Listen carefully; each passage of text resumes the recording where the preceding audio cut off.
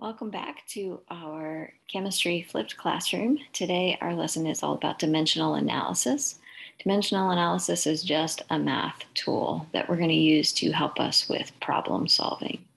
And it's going to use the units to lead us to the right answer. So, problem solving steps. First thing we want to know is, what do I know? And since it's dimensional analysis, what are the units of the thing that I know? So I'm going to identify the data from the problem. The second step of problem solving is always asking yourself, what do you need to know? And again, dimensional analysis, what are the units of the thing that I need to know? Now, since we're doing dimensional analysis, we know that this is going to be a conversion problem. We want to ask ourselves, what conversion factors are we going to need? And then finally, we're going to use dimensional analysis, which you might have heard called the railroad track or the picket fence system, to solve. And when we use dimensional analysis, we're always trying to cancel out one unit and move on to the next one. And then in our answer, we want to make sure that we're going to use the correct number of significant figures. So let's jump in and try a couple of practice problems. So if we invite 15 people, so you invite 15 people to your house, how many pizzas should you order? So we're going to switch over to our document camera here so that you guys can follow along.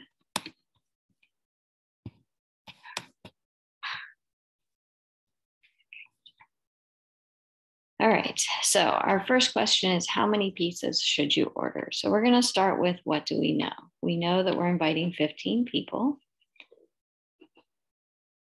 And we also know that, well, I don't know about you, but if I'm inviting people to my house for pizza, I want pizza too. So that adds one more person. So I'm ordering pizzas for a total of 16 people. In order to figure out how many pizzas I need, I probably need to know, so we're thinking about our conversion factors now, how many slices each person is going to eat. So on average, I'm going to assume that 2 slices per person.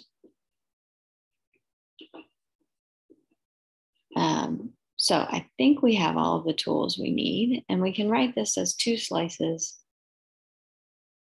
equals 1 person, because that gives us an equality, and we know we can always divide. When we multiply by 1 or divide by 1, we have the same number. So I'm going to start out with 16 people. And then I know that I need, there's going to be one more conversion factor that I need. For every 1 person or 1 people, I need 2 slices. But I haven't gotten to pizzas yet. So now I need to think about how many slices are in a pizza. So I think there's probably 8 slices in 1 pizza. So there's another conversion factor that I'm going to use. And I'm just going to put 8 slices on the bottom and 1 pizza on the top, because that'll allow multiplying slices by something over slices, and the slices will cancel out. So 8 slices for every 1 pizza. And so now I have 16 times 2 times 1 divided by 1 times 8. So I have 16 times 2 divided by 8, and that's going to give me 4 pizzas. So pretty simple and straightforward when we're talking about pizzas. We maybe didn't need to use dimensional analysis to solve this problem, but it's a good example. So now we're going to slide up to this problem, and it says, if my pace on the treadmill is 65 meters per minute, what is your pace in miles per hour? So first, what do I know? I know that my pace is 65 meters, and this per means for every. So 65 meters over 1 minute. And I'm going to start thinking about all of the conversion factors that I'm going to need. But I'm going to start with the thing that I know. So 65 meters for every 1 minute. And I'm just going to go ahead and make my line nice and long.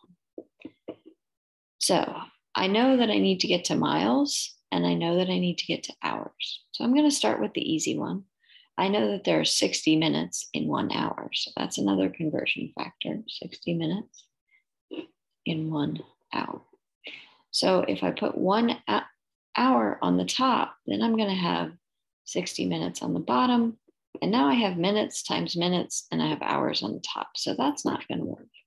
So when we're doing dimensional analysis, we want to make sure that we always put the number that we want to cancel out, or the unit that we want to cancel out, on the opposite side of this line.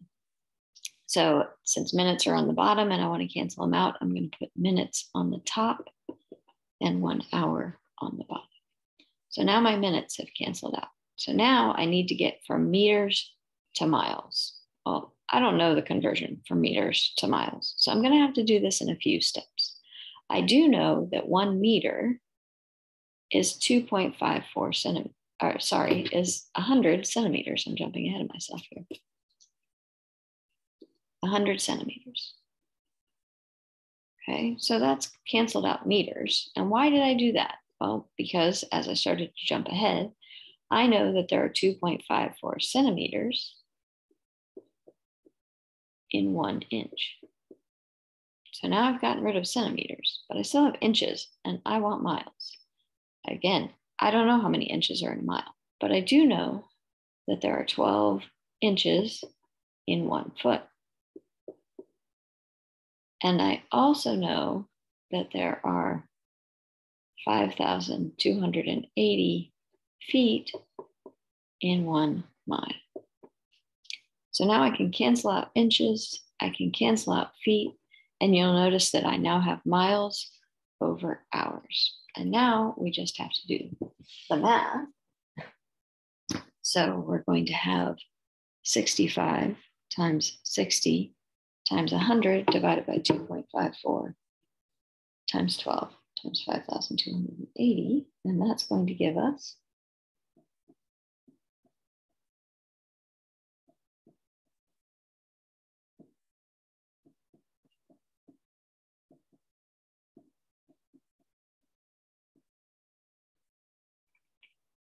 2 point, this is a conversion factor, it's exact. Conversion factor, conversion factor, conversion factor, conversion factor.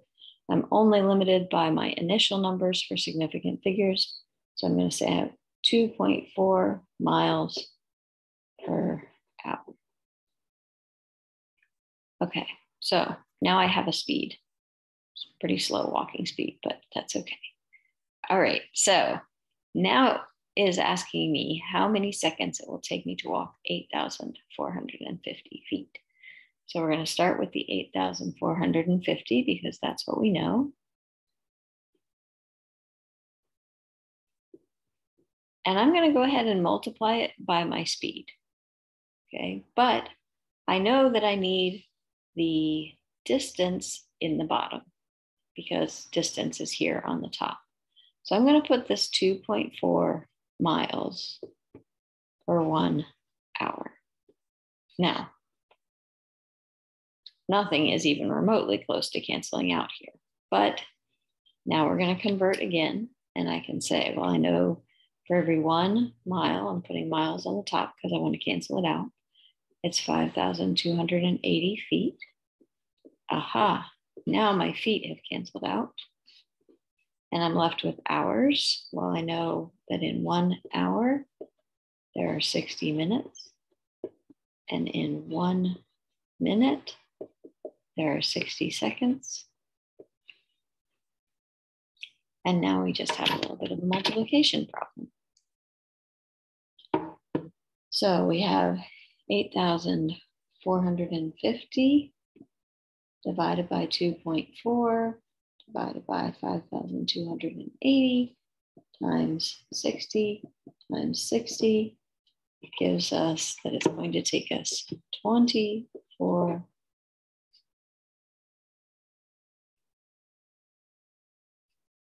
100 seconds. That doesn't seem nearly long enough. And we had 3 significant figures and 2 significant figures. So our answer is going to have only 2 significant figures.